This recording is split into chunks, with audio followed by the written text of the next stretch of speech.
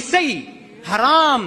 50 பேர் உங்கள் ஸ்டேட்டஸை பார்ப்பார்கள் என்றால், 60 பேர் பார்ப்பார்கள் என்றால், அந்த இசையை கேட்பார்கள் என்றால், நாளை மறுமையில் அல்லாஹுக்கு முன்னால் அவர்கள் வருவார்கள்.